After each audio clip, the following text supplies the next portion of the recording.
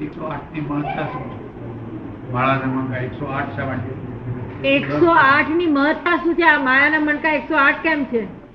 હા, 108 જીવ આખું જે બ્રહ્માંડ છે, આ બ્રહ્માંડ આપણી દુનિયા છે એટલું નથી. કર્મ ભૂમિઓ 15 ભૂમિ છે. એ બધી ભૂમિ, અકર્મ ભૂમિ, બીજું બધું ભેગું થાય ત્યારે આ બ્રહ્માંડ થાય. એ બ્રહ્માંડમાંથી એક સમયે 108 જીવ મોક્ષે જાય છે. એક સમયે એ સમય એ પળ કરતો નાનો ભાગ છે. પળ છે ને, પળ એના કરતા પણ નાનો ભાગ છે કે જેનો ભાગ ફરી પડી ના શકે અવિભાજ્ય છે. સમય એક સમયે આપણે માનો પળ છે, એક પળમાં 108 જીવ જાય એ પ્રમાણે મોક્ષ રહ્યા જ કરે છે જગતમાંથી. 108 શું કામ? 112 કેમ નહીં? 108 જ કેમ? 108 શા માટે? 112 કેમ નહીં? હા,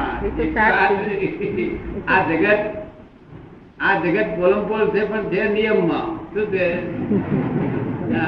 નિયમ ની બહાર નથી. આ નિયમ બોલ. ગોળંબોળ હોવા છતાંય નિયમમાં છે. એ નિયમ કોણે કર્યા? એ નિયમ કોણે કર્યા? કોઈ નિયમ નહીં, કુદરતી નિયમ છે. કુદરત ના ગુણધર્મ ના રૂપે નિયમ જ છે બધાનો. એટલે નિયમ ની બહાર જતું જ નથી. આ જગત હજી મને જવાબ વ્યવસ્થિત રહે છે. 108 નો જવાબ નથી મળતો. એ ના સમજો, હજુ 108 નો જવાબ નથી મળ્યો. હા,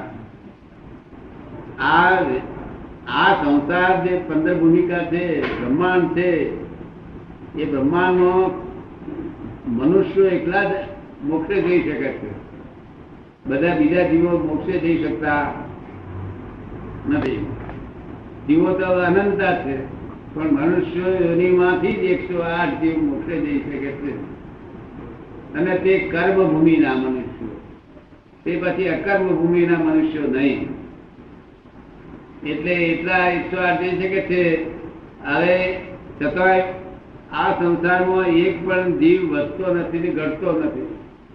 108 હવે સમય દયા કરશે તો પણ અહીં જીવ એકલું ઘટતો નથી. તો એનું નામ શું કે છે કે વ્યવહારમાં એક પણ જીવ વધતો નથી અને ઘટતો નથી.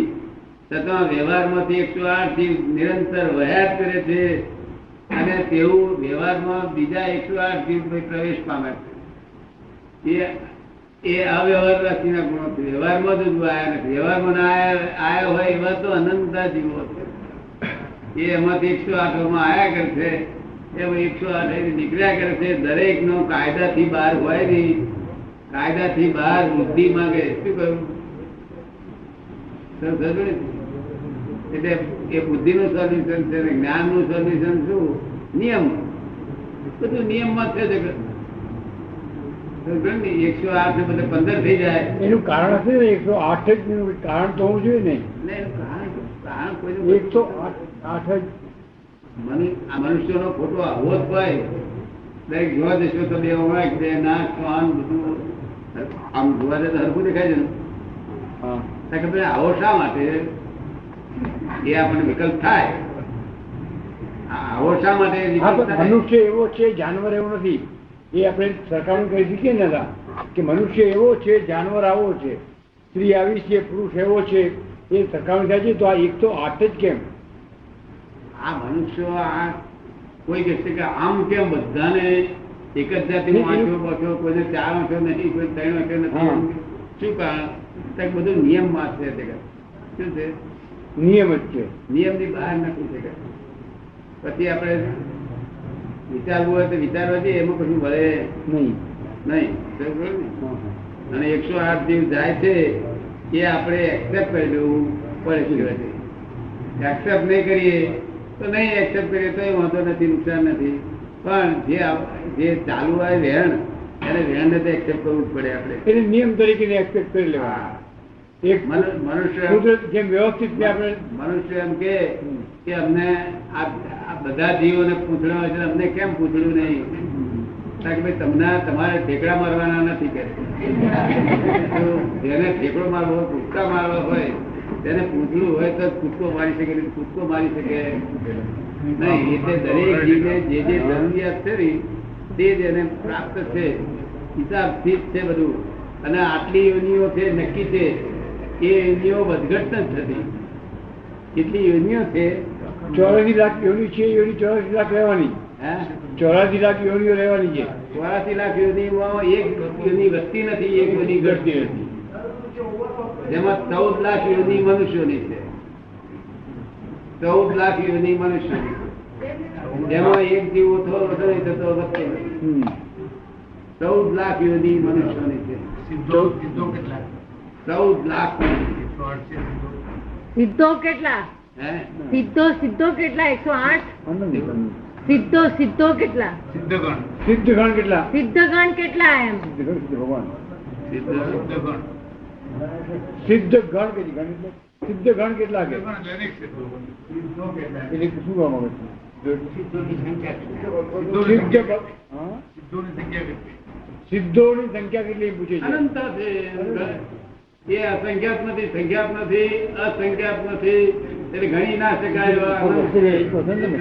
નહીં, તમે એમ કહો છો ને, મોક્ષે ગયા એક ફક્ત ગણી શકાય એવા હોય તો આ વ્યવહારમાં મનુષ્યો છે. દાદા કરોડમાંથી એક પણ સિદ્ધ નથી થઈ શકતો તો એ અનંતતા ક્યાંથી થાય? કે કરોડમાંથી એક પણ સિદ્ધ નથી થઈ શકતો તો અનંતા કેદી થાય? એમાંથી કરોડમાંથી એક પણ જીવ સિદ્ધ થઈ શકતો નથી તો પછી આ અનંતા કેવી રીતે થાય? અનંતકાળથી છે ને, અનંતકાળથી વયા જ કરે છે.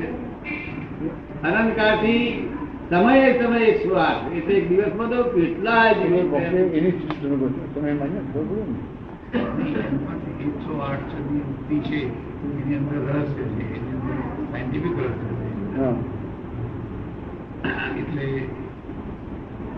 શું છે? Information was not complete. એટલે મારે પૂછવું મને બરાબર ખ્યાલ નથી એનો. એક વખત એ વસ્તુ હતી છે કે શા માટે હા. ફંડામેન્ટલ આન્સર હોય. ફંડામેન્ટલ આન્સર છે.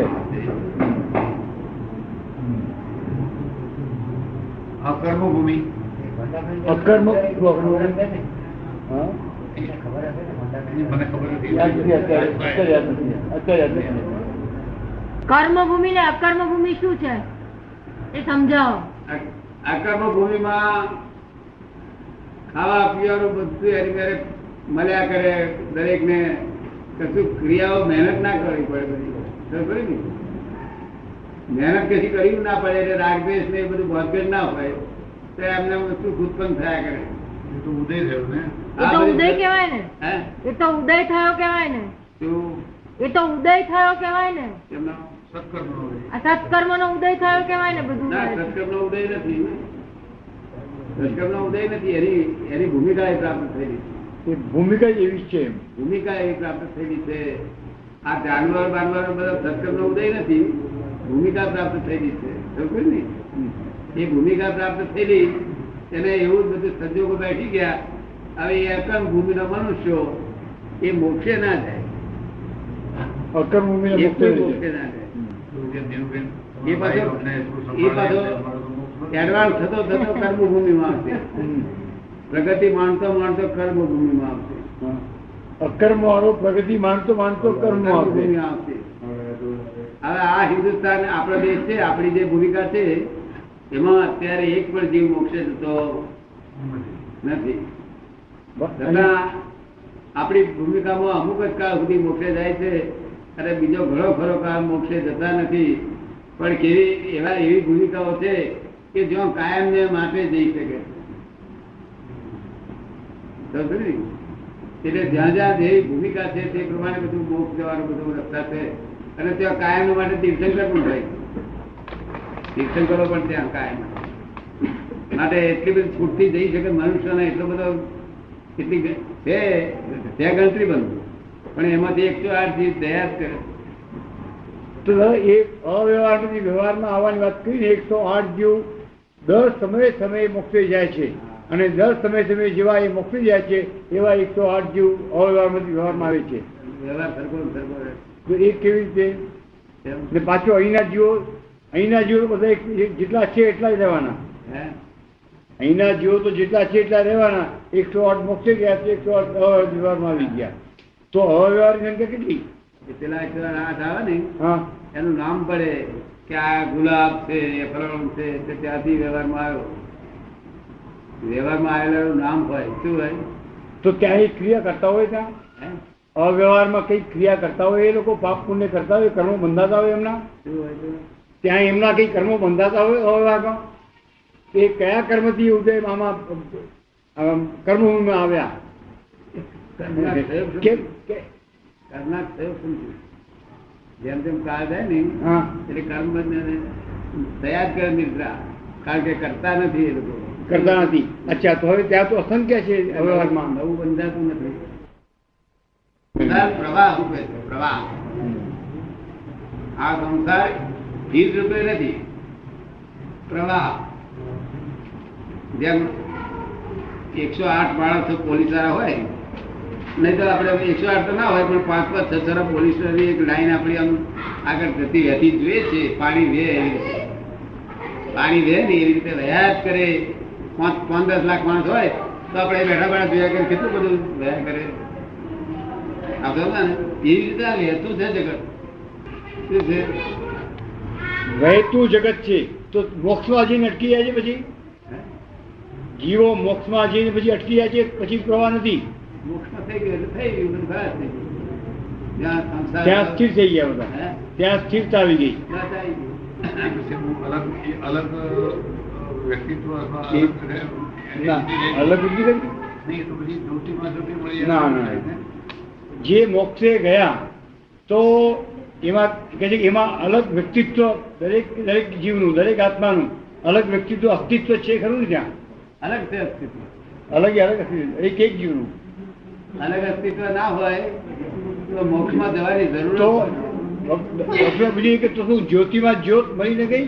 ના. એવું થઈ શકે તેના કરતા તો આપણે અહીં એવું સારું, મોક્ષે જવું જ નહીં સારું. અહીં આગળ ભજીયા ઘરેલું બધું મળે. જ્યોત તો જ્યોત શું કહ્યું? તો આપણું શું રહ્યું? જ્યોતિ બોલે આપણું જતું રહ્યું, અસ્તિત્વ જતું રહ્યું. તો ખબર ને ત્યાં આગળ તમે પરમાનંદમાં રહી શકો છો, તમે પોતે જ. તો ખબર ને? માટે મોક્ષે જવાની જરૂર નહીં. તો ભોગ એમાં જ્યોતિ બની જતું, તેના કરતા પૈસા એના આ ભજીયા હારા લોકો એની જલેબી ભજીયા ખવાય કરાય. જ્યોતિ વ્યક્તિત્વ તો ખરું, પેલું વ્યક્તિત્વ ઉડી જતું નથી. સમજે ને? અસ્તિત્વ. આ વ્યક્તિત્વ ક્યાં સુધી દેહ છે ત્યાં સુધી કહેવાય છે. પછી એટલે પોતપોતાના સ્વભાવમાં જ છે દરેક આત્મા. જેમ 5 કરોડ લગડીઓ હોનારી હોય ને એ બધું હોનું જ કહેવાય છે. એવી રીતે આપણે લોકો આમ કે છે કે ભગવાન એક જ છે, આત્મા એક જ છે, પણ છે લગડીઓ સ્વરૂપે. શું છે?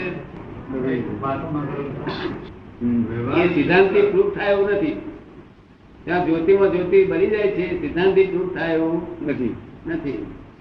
એમને પછી ચાલ્યા કરે, દુનિયા તો બધી ચાલ્યા કરે પોતાનું બધું. પણ છે અસ્તિત્વ જુદું બધા. હા, અસ્તિત્વ એ દરેક આત્માનું જુદું જ છે. જુદું જ છે. માટે નહીં તો મોક્ષે જવાની જરૂર જ શું? તો જ્યોતિમાં જ્યોતિ જેવું થઈ જતું હોય તો આપણે શું લાભ રહ્યો? મોટામાં મોટો લાભ થયો ને. શું છે? એ તો મોટા મોટો લાભ થયો ને. શું લાભ થયો? ફરી વખત જન્મ મરણ ના રહે અને ઈશ્વરમય થાય, ઈશ્વરની અંદર મળી જાય તો એનાથી નીચી અવસ્થા કઈ રહી? એ તો મદ અવસ્થા થઈ ને. જ્યોતમાં જ્યોત મળી ગઈ, ઈશ્વરમાં ઈશ્વર મળી ગયો, પરમાત્મા મળી ગયો, એ તો મોક્ષ થઈ ગયો ને. એ તો એનાથી ફરી નીચે જન્મ ના ગઈ. મળનારો. એવું છે જ નહીં. એવું નથી. એવું છે નહીં. આ જે અમને જે પરમ જ્યોતિ સ્વરૂપ કહ્યું ને તે તો જ્યોતિ સ્વરૂપ જ છે. એક જ લાગે પોતાને. 5 કરોડ લગડીઓ હોનારી હોય છતાં લોકો શું કહે? હોનું પડ્યું છે. શું કહે? પરમ જ્યોતિ સ્વરૂપ જ કહેવાય. બધા પરમ જ્યોતિ સ્વરૂપમાં એકમાં જ હોય, એક જ જેવું લાગે, પણ અનુભવ જુદા જુદા હોય. શું? એટલે તેનો આકાર તો છે નહીં ત્યાં. નિરંતર આકાર ખરો. આકાર સિવાય કોઈ છે તે ભગવાન છે જ નહીં ત્યાં. આકાર છે. હા, આકાર છે. તે આકાર કેવો કે આ દેહનો, આત્માનો આકાર કાયમ નો ખરો ત્યાં. આ દેહમાં 2 ભાગ પુરાણ ઉડી જાય અને 1/3 ભાગ રહે. સમજ્યો ને? તે જે દેહે મોક્ષે ગયો તે દેહનો જ તો આકાર. જે દેહ મોક્ષ ગયો છે. હા, અને ઋષભદેવ મોક્ષે ગયા હોય તે એટલા ફૂટનો આકાર, કોઈ 5 ફૂટનો આકાર, કોઈ 5000 ફૂટનો આકાર, કોઈ 500 ફૂટનો આકાર, એમ જુદો જુદો આકાર તો તેમ જ છે. મોક્ષે ગયેલા ફરી વખત જન્મ ના લે. મોક્ષે ગયેલા ફરી જન્મ ના લે. હે? મોક્ષે ગયેલા ફરી જન્મ ના લે. જન્મ મોક્ષે ગયા નહીં, પણ કોઈ જો કઈ જ્ઞાન પામ્યા પછી પોતે જાતે ફરી અહીંયા આગળ અવતાર તો લે જ નહીં. જાતે અવતાર કોઈ મૂર્ખ હોય તો લે. જાતે અવતાર માના પેટમાં કોણ આવે? સમજ ને? નહીં. એટલે આપણા લોકો શું કે છે હા. કે છેલ્લા અવતાર હોય તેને આપણા લોકો કે જાતે આયા કે છે. જાતે આયા. હા, જાતે હું કલ્યાણ કરવા માટે આવ્યો છું. હા. નિમિત્ત ખરું, પણ જાતે કોઈ આવે નહીં. મહાવીર જાતે આવે. નહીં કોણ માના પેટમાં આવે? આવે નહીં પછી નહીં આવે. સમજ પડી? એને મોક્ષે ગયા પછી ફરજિયાત આવવું પડે છે. શું થાય છે? ફરજિયાત આવવું પડે છે. હા, કેવી મોક્ષે રીતે? ગયા પછી કોઈ આવી શકે જ નહીં. આવી શકે છે. અહીં જે જન્મ થાય છે ભગવાન થાય છે તે ફરજિયાત થવું પડે. ફરજિયાત કેમ થયેલા? ફરજિયાત કોણ કોણ? માતાના પેટે અવતાર ના લે. લોકો શું જાણે છે કે કેટલાક લોકો એવું માન્યતા છે કે આ અવતાર લઈને આયા છે અહીંયા આગળ ભાઈ અવતાર લઈને આવે નહીં તો એ છે તે વાત જ મરજિયાત કહેવાય. હા. અને મરજિયાત હોય તો ફરી 10 વખત અવતાર લઈને આવે. એને શું ખોટું પડે? તો એ મહાવીરનો જીવ તું મોક્ષેથી આવેલો? હા, તો મહાવીરનો જીવ તો મોક્ષથી આવેલો? એ મહાવીર તીર્થંકરનો જીવો જે છે એ અહીંથી છેલ્લો પરિપાક, છેલ્લી દશા. તો એ બધા માના પેટે જન્મ લીધો છે ને? બધા માના પેટે જ બધા જન્મ થયેલા. હા. એટલે મને એક જણ કહેતા હતા કે કૃષ્ણ ભગવાનના માના પેટે જન્મ થયો છે. તમને શું લાગે છે ઉપરથી પડ્યા છે? જો ઉપરથી પડ્યા મને કહી દો. ના ના, માને પેટે આ સાયન્ટિસ્ટને પૂછ્યા, ભોરીને પૂછો, ભોરીનું ગાડા કે છે તમને શું કહ્યું? અને ઉપરથી પડેલો હોય તો 4 વર્ષો અહીં કહી હોય, કહી હોય, કહી હોય, ના હોય બધી ગોબા પડી ગયા હોય. વિચિત્ર હોય એ વિચિત્રતા હોય એની તો. વિચિત્રતા હોય એમાં. એવું ના, આ તો બધું માને પેટે જન્મેલું છે. અને વ્યક્ત થતું પોતાનું વ્યક્તત્વ ખીલતું સંપૂર્ણ વ્યક્ત થાય છે એ પરમાત્મા દશા. પોતાની વ્યક્તિ સંપૂર્ણ થયું એ પરમાત્મા દશા. તમે પરમાત્મા જ છો, પણ તમારા ફક્ત આવરણ છે. એ આવરણ ઉડી જાય જ્ઞાની ગુણના સંગથી એ પરમાત્મા પ્રગટ થઈ ગયું. હવે અહીંથી મોક્ષે ના જવાય તો અહીંથી જીવ જેને માટે લાયક થાય છે, જેને માટે જે સ્ટેન્ડર્ડ માટે લાયક થયો તે લાયકાતનું સ્ટેન્ડર્ડ અહીં ના હોય તો જ્યાં સ્ટેન્ડર્ડ હોય ત્યાં તેનું ગતિ થાય. ત્યાં જન્મ લે પાછો. હા, એટલે મોક્ષ માટે લાયક થયો એટલે મહાવીર ક્ષેત્રના આધારે ખેંચાઈ જાય. એ ક્ષેત્રના ગુણોને હિસાબે ત્યાં ખેંચાઈ જાય. એ ક્ષેત્રના ગુણોને ખેંચી લે. તમારે એની વરી કરવાની તમારે તૈયાર થઈ રહેવાનું. અહીંના કર્મો ને ત્યાંના ગુણો